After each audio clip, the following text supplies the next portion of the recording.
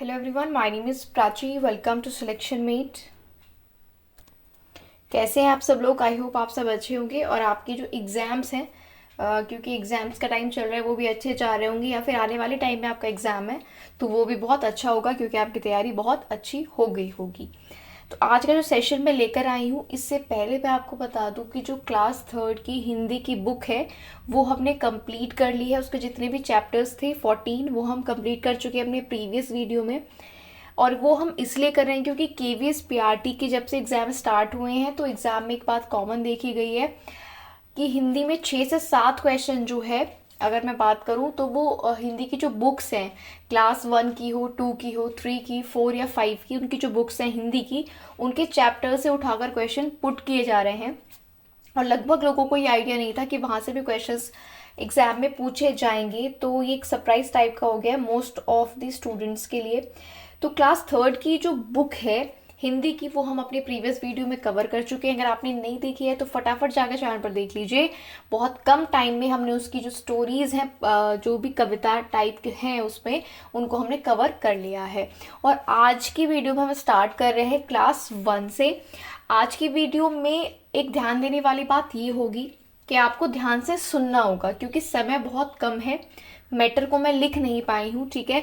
तो मैं यहाँ पर आपको चैप्टर का नाम बता के उसकी स्टोरी बताऊंगी। आपको बहुत ध्यान से स्टोरी को सुनना है। अगर आप स्टोरी सुन लेते हैं तो आप एग्जाम में आराम से क्वेश्चंस को अटेम्प्ट कर पाएंगे। तो क्लास 1 की जो हिंदी की टॉपिक्स हैं, चैप्टर्स हैं, उनसे हम स्टार्ट करेंगे। देखते हैं आज की जो क्लास है कब तक हो पाती है। क्लास 1 के तो सारे चैप्टर्स को हम कंप्लीट करेंगे ही, अगर समय रहता है तो 2 के भी हिंदी की बुक के जितने चैप्टर्स हैं उनको हम कवर करेंगे। थोड़ी सी जो न्यूज़ है रिलेटेड टू द सेशन वो आपको बतानी पड़ती है कि सेशन में क्या है और हम क्या करवा चुके हैं चैनल पर।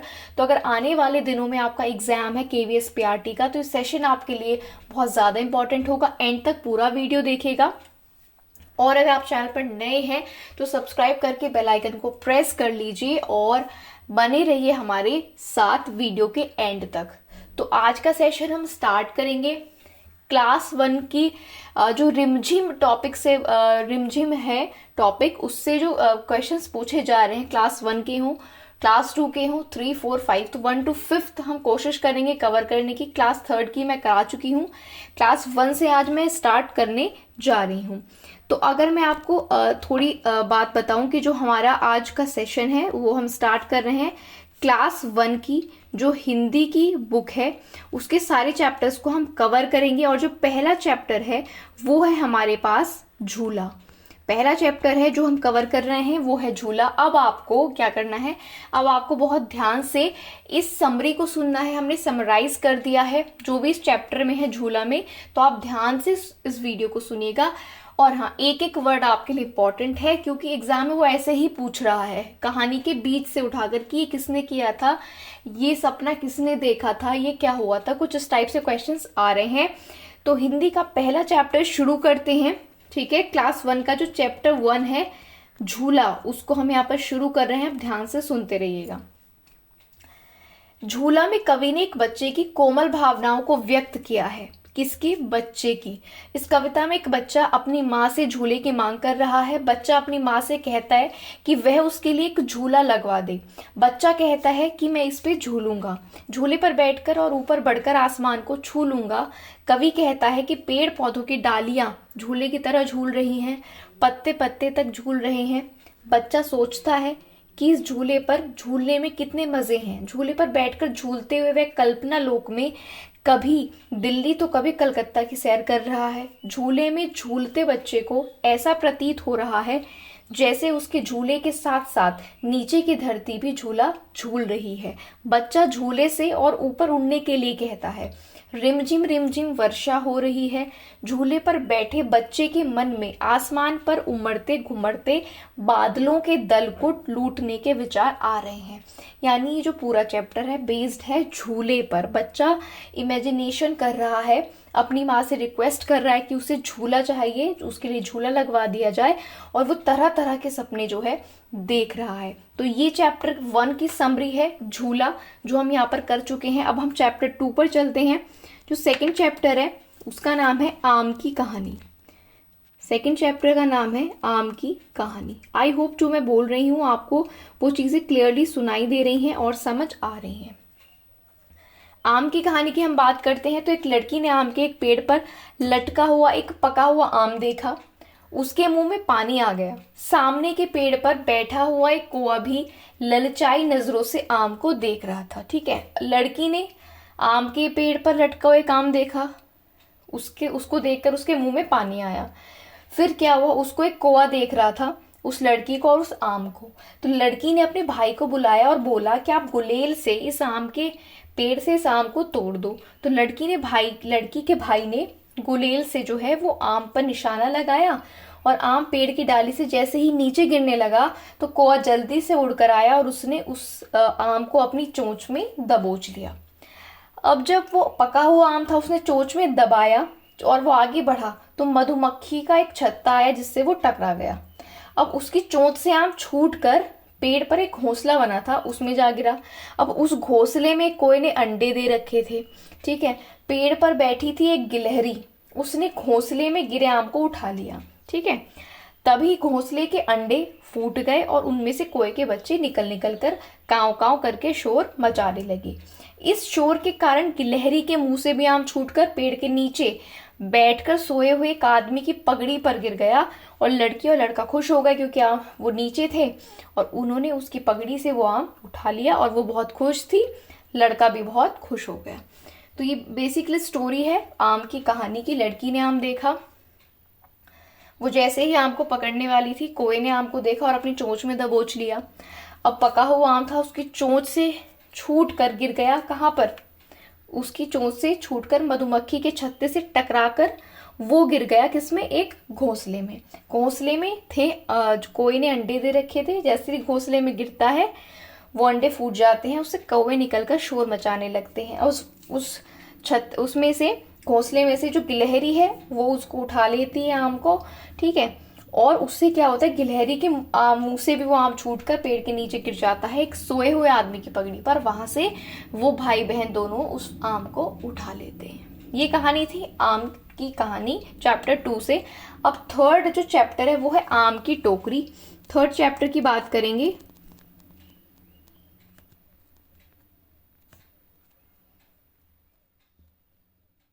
आम की टोकरी।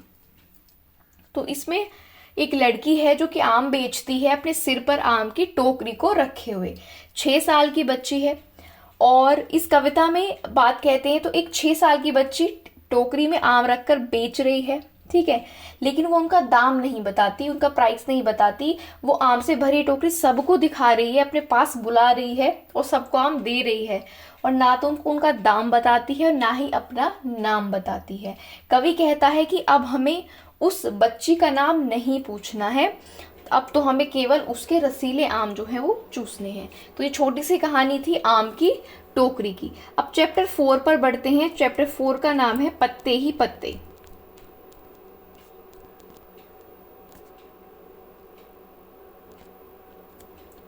आई होप जो मैं आपको बोल रही हूँ शब्द साफ साफ समझ आ रहे हैं और कहानी भी आपको समझ में आ रही होगी। चैप्टर 4 पत्ते ही पत्ते की बात करते हैं तो ये कहानी मौज मस्ती का खेल खेलते हुए और उनकी दीदी का है। कुछ बच्चे खेल रहे हैं। दीदी बच्चों से कहती है कि मैं 5 तक गिनती करूंगी और तुम लोग एक एक करके गोला बनाकर बैठ जाओगे।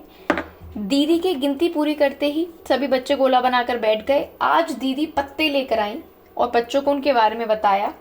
दीदी अपने साथ तरह तरह के पत्ते लेकर आई थी। कुछ लंबे थे, कुछ छोटे थे, कुछ गोल थे, कुछ बड़े थे। एक पत्ता लाल था, एक पीला था और एक कत्थई रंग का था। एक पत्ते पर नसें दिख रही थी और एक पत्ता कतरीला था। एक पत्ते का डंठल एकदम सीधा था तो एक पत्ता झाल वाला था। बच्चों ने जब पत्तों को छूकर देखा तो कोई पत्ता एक तरफ से मुलायम था तो कोई खुरदरा था। ठीक है, कुछ पत्ते बंधनवार जैसे लग रहे थे। तो ये पत्तों की क्वालिटीज अलग अलग, कुछ लंबे, कुछ छोटे, कुछ बड़े, कुछ गोल, कुछ कैसे थे, डंठल वाले थे, कुछ सॉफ्ट थे तो कुछ खुरदरे थे। तो ये पत्ते ही पत्ते चैप्टर में जो दीदी हैं वो बच्चों को पत्तों के बारे में बता रही हैं। तो ये चैप्टर यहीं पर खत्म होता है। नेक्स्ट हम बात करेंगे चैप्टर नंबर 5 की जिसका नाम है पकौड़ी। पकौड़ी की बात करेंगे। तो इस कविता में कवि ने गर्मा गर्म पकौड़ी के तलने से लेकर उसे मुंह में जाने तक का वर्णन किया है। और जब पकौड़ी को तेल में छानते हैं तो ऐसा लगता है कि वो तेल में छुन छुन करके नाच रही है। तली हुई पकौड़ी प्लेट में आने पर शर्माई सी लगती है। दौड़ती हुई पकौड़ी हाथ से उछलकर सीधे पेट तक पहुंच जाती है। इस तरह से पकौड़ी को खाने का वर्णन लेखक ने किया है। कवि कहता है कि पेट में जाकर पकौड़ी घबरा सी जाती है, कवि के मन को पकौड़ी खूब भाती है। तो ये पकौड़ी से रिलेटेड इस चैप्टर का क्या था, समरी थी। अब नेक्स्ट चैप्टर 6 की हम बात कर लेते हैं, चैप्टर नंबर 6, और 6 का नाम है छुक छुक गाड़ी। 6 चैप्टर का नाम है छुक छुक गाड़ी। तो इसमें कवि क्या कह रहा है, यहाँ पर एक ऐसी रेल की बात हो रही है जो स्टेशन से खुल चुकी है, यानी कि निकल चुकी है। वे लोगों को सावधान करते हुए कहते हैं कि सामने से हट जाओ क्योंकि मेरी रेल खुल चुकी है, यदि टक्कर हो गई तो मेरी जिम्मेदारी नहीं होगी। रेल धक धक, छुक छुक, भक भक, धक धक, धू धू इस तरह की आवाज कर रही है। कवि कहते हैं कि रेल का इंजन भारी भरकम है और धम धम, गम गम करके वो आगे बढ़ रहा है। गाड़ी ने सीटी दे दी है और टीटी टिकट देखता फिर रहा है। और कवि कहते हैं कि मेरी रेल पेलम पेल करती हुई छूट चुकी है। छूटी मेरी रेल रे बाबू, छूटी मेरी रेल। इस तरह से ये कुछ छुक छुक गाड़ी चैप्टर के बारे में था, किस तरह से कवि ने इसका वर्णन किया है। अब नेक्स्ट चैप्टर पर चलते हैं। वीडियो को लाइक जरूर करते रहिएगा, अगर आपको अच्छी लग रही है तो ही वीडियो को लाइक करें। नेक्स्ट 7th चैप्टर है रसोई घर। अब हम यहाँ पर बात करेंगे इस चैप्टर में रसोई घर के बारे में क्या यहाँ पर हमें बताया है। यहाँ पर खेलते हुए मुन्ना मुन्नी जब रसोई घर की खिड़की को खोलकर देखते हैं तो पाते हैं कि अंदर चकला बेलन है, चाकू छलनी है, इनकी बातें हो रही हैं। ये शब्द ध्यान से सुनते रहिएगा कि रसोई घर चैप्टर में किन किन शब्दों का यूज हुआ है। चकला बेलन, चाकू छलनी। चाकू कहता है मैं फल और सब्जियां काटता हूँ, टुकड़े टुकड़े करके उनको बांटता हूँ। गाजर, मूली, प्याज, टमाटर आदि को मैं काटता और छीलता हूँ और लोग इसे सजा कर रखते हैं। थाली कहती है कि मेरा आकार गोल चौड़ा सा है, मैं ताली की तरह बज भी सकती हूँ, और सब मुझ में खाना डालकर क्या है खाते हैं। तो ये रसोई घर चैप्टर के बारे में था, ये भी आपको क्लियर होगा। अब चैप्टर 8 की बात कर लेते हैं जिसका नाम है चूहो म्याऊं सो रही है। ठीक है, चूहो म्याऊं सो रही है। और म्याऊं तो पता ही होगा आपको किसको बोलते हैं, बिल्ली को। तो इसमें क्या है, कवि ने एक दिन बिल्ली मौसी के सो जाने पर चूहों को स्वतंत्रता पूर्वक मनमानी करने के लिए ललकारा। ठीक है, बिल्ली सो रही है तो चूहों को एक स्वतंत्रता दी। और इस कविता में कवि कह रहे हैं कि घर के पीछे तथा छत के नीचे पांव पसारे पूंछ सवारे बिल्ली मौसी सो रही है। उसकी सांसों से घर घर की आवाज आ रही है। बिल्ली सोई है और रसोई में खाने पीने की चीजों से भरे हुए पतीले और रसीले चने रखे हैं। क्या रखे हैं, चने रखे हैं। कवि चूहों से कहता है कि झटका देकर मटके को उलट दो और जो कुछ मिले उसे खा जाओ, चट कर जाओ। आज तुम्हें किसी का डर नहीं है, आज तुम किसी भी चीज को कुतर सकते हो, काट सकते हो, तुम अपनी पूंछ मरोड़ो, पूंछ सिकोड़ो, कुछ भी तबाही मचा दो, कोई कुछ कहने वाला नहीं है क्योंकि आज बिल्ली सो रही है। तो ये था इस चैप्टर के बारे में, चूहों म्याऊं सो रही है। अब आते हैं अगले चैप्टर, चैप्टर नंबर 9 पर। बंदर और गिलहरी की स्टोरी है। बंदर और गिलहरी। एक बंदर इसमें पेड़ पर बैठा हुआ था, उसकी पूंछ काफी लंबी थी और जमीन तक लटक रही थी। एक गिलहरी ने बंदर की पूंछ को देखा, उसने सोचा कि यह कोई झूला है और वो उस पर झूलने लगी। बंदर को गुदगुदी होने लगी।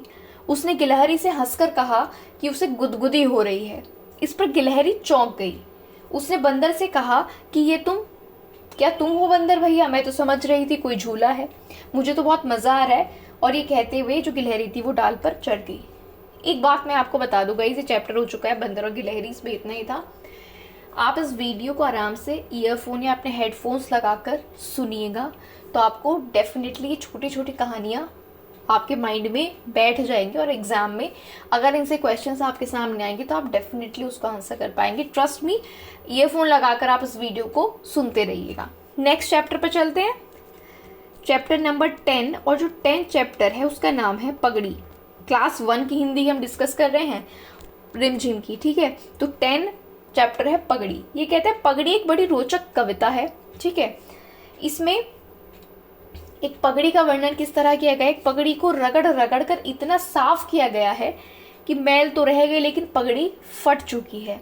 इस पर पगड़ी की हट्टी कट्टी मालकिन इतनी झगड़ी कि मैल और पगड़ी दोनों ही तितर बितर हो गए। तो पगड़ी की बात है कि पगड़ी को इतना ज़्यादा साफ किया गया कि मैल तो हट गया लेकिन पगड़ी जो है वो फट चुकी थी। इतना इस चैप्टर में बताया गया है समरी के तौर पर आपको। नेक्स्ट चैप्टर की 11 की हम बात करें तो चैप्टर का नाम है पतंग। पतंग के गुणों को इस चैप्टर में बताया गया है कि कवि कहते हैं कि पतंग आसमान में सरसर फरफर करके उड़ती है। एक पतंग दूसरी पतंग को काटती हुई आकाश में खूब सैर सपाटा करती है। पतंगें एक दूसरे से कट जाती है, एक दूसरे से लड़ती हैं और आसमान में उड़ान भरती हैं। तो ये था पतंग के बारे में, इस चैप्टर के बारे में, इसकी समरी के बारे में। 12th चैप्टर है गेंद बल्ला, ठीक है। छोटे छोटे इंटरेस्टिंग से चैप्टर्स हैं, ज़्यादा कुछ इनमें नहीं है, लेकिन हाँ एक बार अगर आप गो थ्रू नहीं होते तो आप कंफ्यूजन में चले जाते हैं, लेकिन एक बार आपने सुन लिया, इसको पढ़ लिया तो फिर टफ कुछ भी इसमें नहीं रहता है। गेंद बल्ला। तो गेंद ने बल्ले से कहा कि तुम मुझे इतना क्यों मारते हो। बल्ले ने कहा कि यदि मैं तुम्हें नहीं मारूंगा तो फिर खेल कैसे होगा। फिर जब गेंद बल्ले के पास आई तो उसने जोर से उसे मारा तो गेंद कूदती फूदती जाकर झाड़ी के पीछे छिप चुकी थी।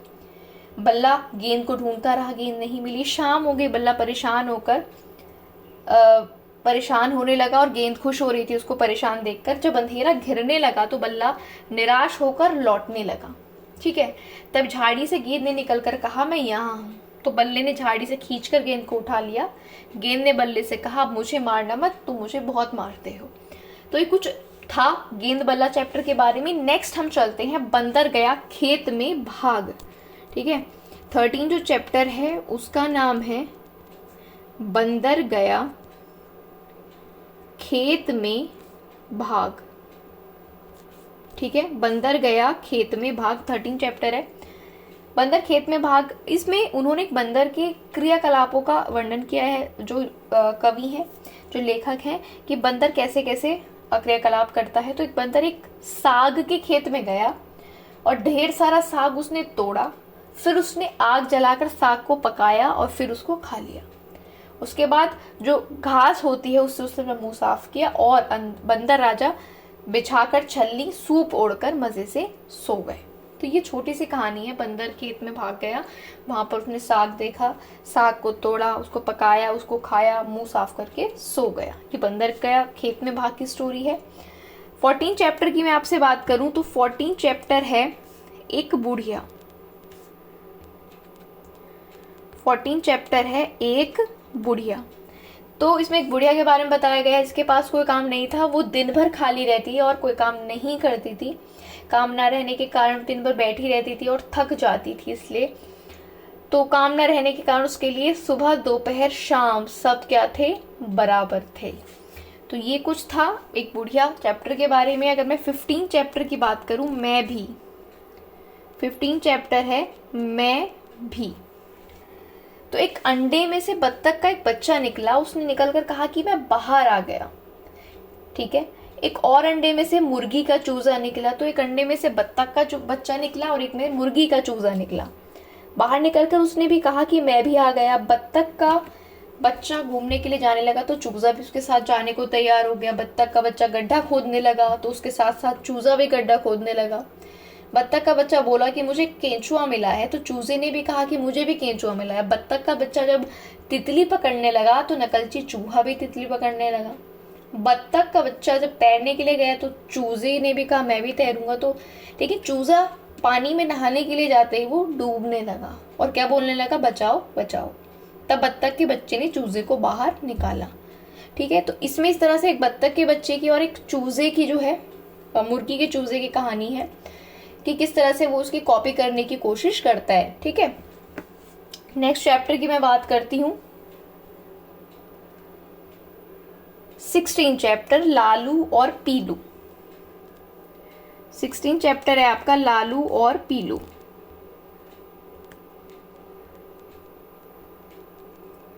ध्यान से सुनेगा। एक मुर्गी के दो चूजे थे, एक का नाम था लालू और दूसरे का नाम था पीलू। लालू लाल चीजें और पीलू जो था वो पीली चीजें खाता था। एक दिन लालू ने पौधे पर लाल लाल कोई चीज देखी और उसको खाने लगा। अब वो थी लाल मिर्च। लालू की जीभ जलने लगी और वो रोने लगा। मुर्गी और पीलू उसके पास दौड़े दौड़े आए। उनके पास पीले पीले गुड़ का टुकड़ा था, तो लालू ने झट से गुड़ को खा लिया और उसकी जलन ठीक होने लगी। मुर्गी ने अपने दोनों चूजों को प्यार से लिपटा लिया। तो ये कुछ कहानी थी लालू और पीलू की। क्या थे? दो मुर्गी के चूजे थे। ठीक है, अब हम बात करते हैं चैप्टर 17 की, जिसका नाम है चकई के चकदुम। चकई के चकदुम। ठीक है, तो चकई के चकदुम जो कविता है, इसमें बात की गई है ग्रामीण परिवेश की। कवि कहता है कि आओ बच्चों, हम मिलकर गांव में बनी झोपड़ी में साथ साथ रहते हैं। ग्वालों की गाय का दूध हम तुम मिलकर पीते हैं। हम तुम मिलकर पानी में कागज की नाव तैराएंगे और बगिया से फूल चुनेंगे। बस ये छोटा सा खेल खेलते हैं और घर को चलने के लिए कहते हैं कवि। तो चकई के चकदुम में ग्रामीण परिवेश का वर्णन यहाँ पर किया गया है। चैप्टर 18 पर आ जाते हैं और इसका नाम है छोटी का कमाल। चैप्टर 18 का नाम है छोटी का कमाल। छोटी का कमाल जो कविता है, ये एक मोटे लड़के और एक पतली लड़की की है। कवि कहते हैं कि समर सिंह नाम का एक लड़का है, वो अपने मोटापे पर बहुत घमंड करता है, समर सिंह। और वह छोटी नामक एक दुबली पतली लड़की को हे दृष्टि से देखता है, यानी उसका मजाक बनाता है। वो अपने को आलू भरा पराठा और छोटी को पतली रोटी कहता है। वो अपने को लंबा मोटा तगड़ा और मोटा पटसन का रस्सा समझता है और लड़की को एक छोटी पतली सी सुतली समझता है। लेकिन जब दोनों, ठीक है, जब दोनों बैठे सी सौ पर बैठे, जब दोनों, तो समर सिंह के होश ठिकाने आ गए। हल्की होने के कारण छोटी झूले के दूसरे हिस्से में चोटी पर पहुंच गई और वो नहीं पहुंच पाए क्योंकि वो भारी था।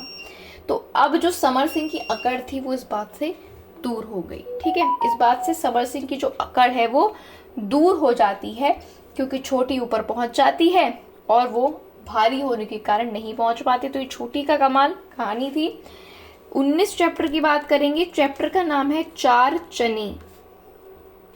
अब इसमें क्या है, इसमें ये बताते हैं कवि कि यदि उसके पास पैसे होते तो वो क्या करता। कवि कहता है यदि उसके पास पैसे होते तो वो 4 चने लाता, उनमें से एक चना वो तोते को खिलाता। चना खाते ही तोता टॉय टॉय गाता और उसे बड़ा मजा आता। कवि फिर कहते हैं कि एक मुर्गी के 2 चूजे थे। ठीक है, हाँ, तो यहाँ पर वो क्या कहता है, 4 चने के बारे में कवि यहाँ पर बात कर रहा है और कह रहा है कि उसके पास अगर पैसे होते तो वो 4 चने लाता और तोते को चने खिलाता और तोता चने खाकर उसको गीत सुनाता और उसको बड़ा मजा आता। नेक्स्ट चैप्टर की बात करते हैं, चैप्टर नंबर 20, और जिसका नाम है भगदड़। चैप्टर 20 और नाम है भगदड़। इसमें भगदड़ की बात की गई है। घर के जीव जंतुओं से परेशान 60 वर्ष की एक बुढ़िया का वर्णन है कि वो कह रही है कि कवि कहते हैं बुढ़िया चक्की चला रही थी, तभी दोने में रखी मिठाई पर मक्खी आकर बैठ जाती है। बुढ़िया जैसे ही बांस उठाकर मक्खी को भगाने के लिए दौड़ती है तो बिल्ली पकौड़ा खाने लगती है। बुढ़िया घर के अंदर बिल्ली को भगाने आती है तो कुत्ता रोटी ले जाता है। बुढ़िया बाहर निकलती है तो बकरा घर के अंदर घुस जाता है। तो बुढ़िया बाहर निकलती है तो मटका गिर जाता है, देखा तो बकरा भाग खड़ा हुआ। तब बुढ़िया थक कर बैठ गई और बिल्ली को पूरा घर सौंप दिया। तो ये भगदड़ के बारे में है कि ये जो 60 वर्ष की बुढ़िया है उसको जो ये जीव जंतु है कितना परेशान कर रहे हैं। नेक्स्ट चैप्टर पर चलते हैं, 21। चैप्टर का नाम है हलीम चला चांदपुर। जी हाँ, हलीम चला चांदपुर। इसमें क्या होता है कि हलीम नाम का एक जो लड़का है उसको चांद पर जाने की बड़ी इच्छा होती है। वो एक रॉकेट के कारखाने में बैठ गया जाके और उसने एक रॉकेट लिया और रॉकेट पर बैठकर चांद की तरफ चल पड़ा। रास्ते में चलते चलते अंधेरा हो गया। अब उसको डर लगने लगा और उसको रास्ता भी नहीं पता था। थोड़ी देर में देखा उसने चांद को और उसे बहुत अच्छा लगा, वो खुश हो गया। चांद पर ढेर सारे बड़े बड़े गड्ढे थे, बड़े बड़े पहाड़ थे, लेकिन वहां कोई पेड़ पौधा जानवर मनुष्य नहीं था। तो हलीम को ये जगह बिल्कुल पसंद नहीं आई और वो रॉकेट पर बैठकर अपने घर को वापस लौट आया। तो ये कहानी थी हलीम चला चांदपुर की। अब चैप्टर 22 की बात कर लेते हैं, जिसका नाम है हाथी चल्लम चल्लम। हाथी चल्लम चल्लम। तो इसमें क्या है कि इस कविता में कवि ने एक हौदे में बैठकर बच्चों द्वारा की गई हाथी की सवारी का वर्णन किया गया है। बच्चे एक हौदे में बैठकर हाथी पर सवार होकर मजे कर रहे हैं। हाथी धीरे धीरे चल रहा है, उसकी जो सूंड है वो लंबी है, दांत भी लंबे हैं, वो अपने सिर को हिलाता है, नखरे भी दिखाता है, मस्त चाल से चल रहा है। जब हाथी चलता है तो उसकी पर्वत जैसी देह यानी उसका शरीर हिलते हुए लगता है। हाथी के पांव खंबे की तरह भारी हैं, धम धम करके वो आगे बढ़ रहा है। बच्चे कह रहे हैं कि इसकी ऐसी सवारी कोई नहीं है, बहुत अच्छी सवारी है। हाथी का महावत पगड़ी बांधकर बैठा हुआ है जिसको चलाता है। हम बच्चे हाथी पर हौदे पर बैठे हैं। बच्चे कह रहे हैं हम दिन भर इस पर बैठकर घूमेंगे। वो बच्चे हाथी को नचाना भी चाहते हैं, पर फिर उन्हें लगता है कि नहीं, अगर हम इसको नचाएंगे तो हम कहीं गिर न जाएं। तो ये छोटी सी कहानी थी हाथी चल्लम चल्लम की। 23rd चैप्टर की बात करें हैं, नेक्स्ट चैप्टर है 7 पूंछ का चूहा। 7 पूंछ का चूहा। इसमें बेसिकली ये है कि एक चूहा था, उसकी 7 पूंछें थी और सब उसे कहते थे 7 पूंछों वाला, कहकर उसे चिढ़ाते थे। तंग आकर चूहे ने नाई से अपनी 1 पूंछ कटवा ली तो सब उसे 6 पूंछों वाला कहकर चिढ़ाने लगे। 6 पूंछ का चूहा, 6 पूंछ का चूहा। फिर उसने एक एक करके अपनी सारी पूंछें कटवा दी, लेकिन लोगों ने उसे अब भी कहना नहीं छोड़ा। अब उसको लोग क्या कहने लगे? बिन पूंछ का चूहा, बिन पूंछ का चूहा। तो कुछ इस तरह से लोग उसको कहने लगते थे। तो ये जो क्लास 1 की हिंदी बुक है रिमझिम, उसमें 23 चैप्टर्स थे, वो हमने कंप्लीट कर लिए हैं। आई होप आपने ध्यान से इस कहानी की कविता के एक एक शब्द को सुना है और समझा होगा। तो यहाँ पर क्लास 1 की रिमझिम के चैप्टर्स हमने फिनिश कर लिए हैं। क्लास 3 की बुक मैंने पहले वीडियो में कंप्लीट करा दी है। मैं जल्दी कोशिश करूँगी क्लास 2 की जो हिंदी के टॉपिक्स हैं उनकी समरी भी जल्द आपके सामने लेकर आऊँ, लेकिन उसके लिए आपकी तरफ से थोड़ा एफर्ट मुझे चाहिएगा। अगर आपको वीडियो अच्छी लगी है तो लाइक ज़रूर कर दीजिए, चैनल को आप सब्सक्राइब कर लेना, बेल आइकन को प्रेस कर लेना, उस वीडियो को ज़्यादा से ज़्यादा शेयर करना सबसे ज़रूरी काम है, क्योंकि अगर ज़्यादा से ज़्यादा लोग इस वीडियो को देखेंगे तो मैं एक जल्दी से आपके लिए नई वीडियो को लेकर आऊँगी। क्लास 2 की रिमझिम टॉपिक के जो क्लास 2 के चैप्टर्स हैं उन सबको हम यहाँ पर कवर करेंगे। तो वीडियो को शेयर ज़रूर कर दीजिए अपने सारे ग्रुप्स में, सारे फ्रेंड्स के साथ, जिससे वीडियो वायरल हो जाए और फटाफट से जो नेक्स्ट सेशन है मैं आपके लिए लेकर आऊँ। लाइक शेयर सब्सक्राइब करना आप बिल्कुल मत भूलिएगा। आज के लिए इतने रखते हैं, अपनी पढ़ाई को करते रहिएगा। Thank you for watching the video.